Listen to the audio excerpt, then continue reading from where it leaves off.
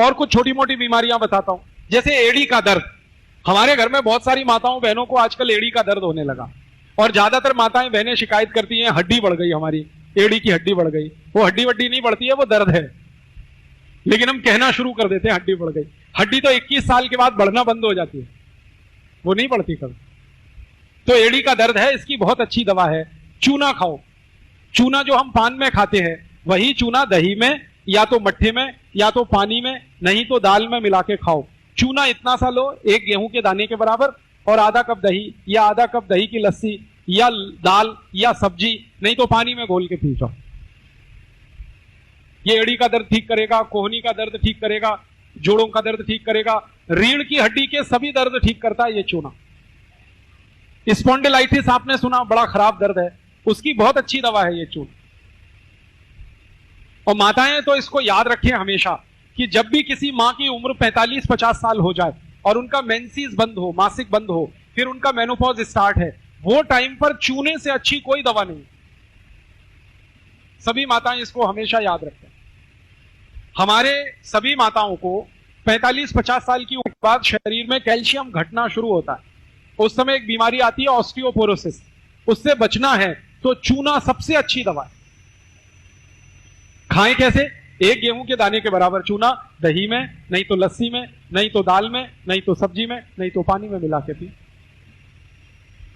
और माताएं इस बात को याद रखें, बहनें याद रखें कि जब भी कोई मां या बहन गर्भवती है, प्रेग्नेंट है, आप उसको ये रोज चूना खिलाते रहो, इतना ही गेहूं के दाने के बराबर, और पूरे 9 महीने खिला दो तो बच्चा एकदम स्वस्थ और तंदुरुस्त पैदा होगा। ना मां को तकलीफ होगी ना बच्चे को तकलीफ होगी, और नॉर्मल डिलीवरी होगी।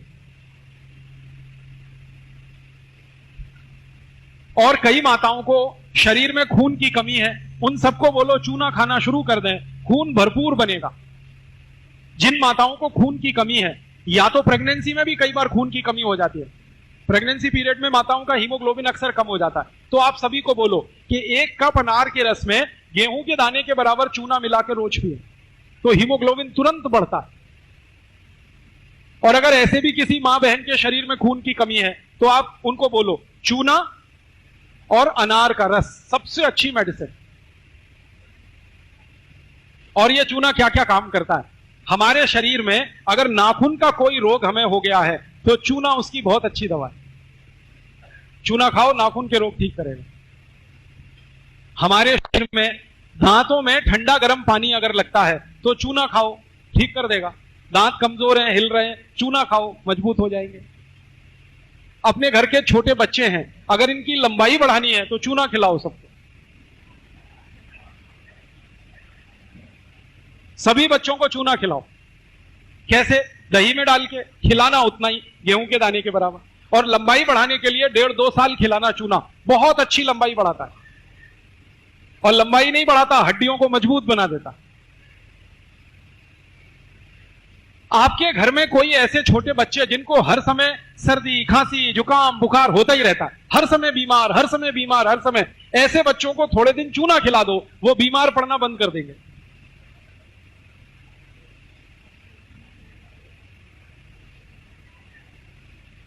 बहुत बढ़िया दवा है ये चूना। आपके शरीर में 70 बीमारियां अकेले चूने से ठीक हो जाती हैं। जैसे किसी को जॉन्डिस हो जाए, पीलिया, उसकी बेस्ट मेडिसिन ये चूना है। जिनको पीलिया होता है, जॉन्डिस, उनको गन्ने के रस में चूना मिला के पिलाओ। गन्ने का रस 1 गिलास, चूना इतना सा। और जिनको शारीरिक रूप से कमजोरी बहुत है या नपुंसकता की बीमारी है, उनको भी गन्ने के रस में चूना पिलाओ, बहुत ताकत बढ़ती है।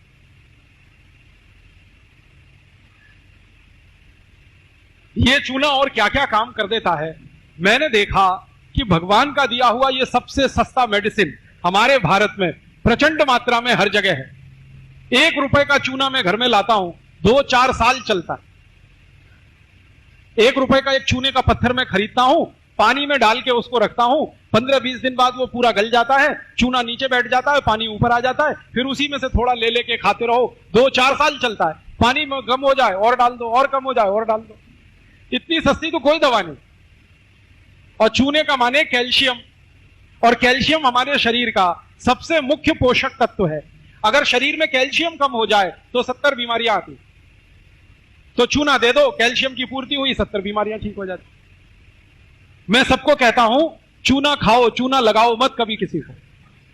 ये खाने के लिए है, लगाने के लिए नहीं। बस एक सावधानी रखें कि जिनको पेट में पथरी बनती है या पथरी बन गई है वो चूना ना खाएं। अब पेट में दो जगह पथरी हो सकती है, या तो गॉल ब्लैडर में, पित्त की थैली में, और या तो आपकी किडनी में, गुर्दे में। तो अगर पथरी की शिकायत किसी को है वो चूना ना खाएं, बाकी कोई भी खाए। और मेरी एक सरल सुझाव है, अगर आप अच्छा माने तो करो इसको। घर में जो पीने का पानी भरते हैं ना, रोज उसमें चूना डाल दो, तो जो पिएगा सबको मिल जाएगा। और चूना जो है ना पानी को शुद्ध करता है। बिहार के पानी में मैंने देखा है थोड़ा आयरन ज्यादा, तो ये जो अतिरिक्त आयरन है ना, इसको बैलेंस करने की ताकत चूने में है। तो आप पानी में चूना मिला के पीना शुरू कर दो, तो आयरन ज्यादा होने से जो प्रॉब्लम आपको हो रही है वो सब खत्म हो जाएंगे। अब डालेंगे कितना? 10 लीटर पानी है पीने का, तो गेहूं के 10 दाने के बराबर चूना डाल दो। 20 लीटर पानी है तो 20 दाने के बराबर डाल दो। और यहां कोई ऐसे भाई बैठे हो जो गाय भैंस पालते हो, तो गाय भैंस को भी चूना खिलाओ, वो दूध ज्यादा देती है।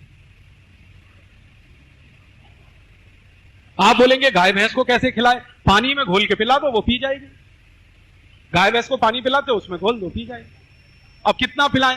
मनुष्य की मात्रा से 10 गुनी ज्यादा। आप एक गेहूं के दाने के बराबर खाते हो, गाय को 10 गेहूं के दाने के बराबर रोज चूना खिलाओ।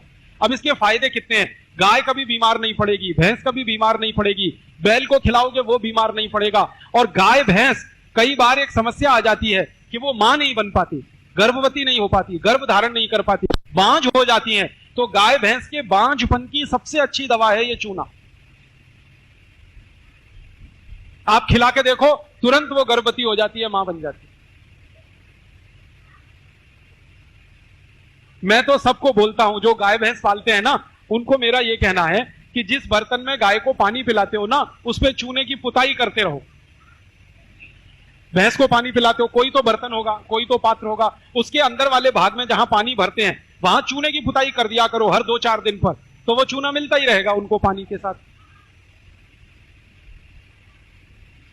चूना रामबाण औषधि है। अब मेरे समझ में आया कि भारतवासी हमेशा चूने का पान क्यों खाते हैं।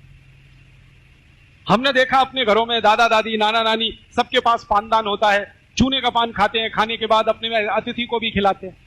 तो आप भी खाया करो चूने का पान। ये चूने का पान एक साथ कई बीमारियों के लिए बहुत अच्छी रामबाण दवा है। चूने के पान का मतलब है वात पित्त कफ तीनों संतुलित होना, चूने का पान खाने का ये मतलब। पान जो है ना, पित्त और कफ को संतुलित करता है, चूना वात को संतुलित करता है। तो भारतवासी कितने इंटेलिजेंट हैं कि उन्होंने ये चूने के पान की परंपरा डाल दी। इतनी होशियारी है, इतनी अकल है हमारे लोगों को। और मैं तो देखा है कई घरों में बेटी की शादी में पानदान देते हैं दहेज में, तो वो चूना लेके जाए पान के साथ। बस इतना ही ध्यान रखना कि पान खाओ तो चूने का खाना, कत्था मत लगाना उसे। कत्था नकली आता है और खतरनाक। खाली चूने का पान खाते रहो, 20 नहीं 70 बीमारियों से बचे रहोगे हमेशा।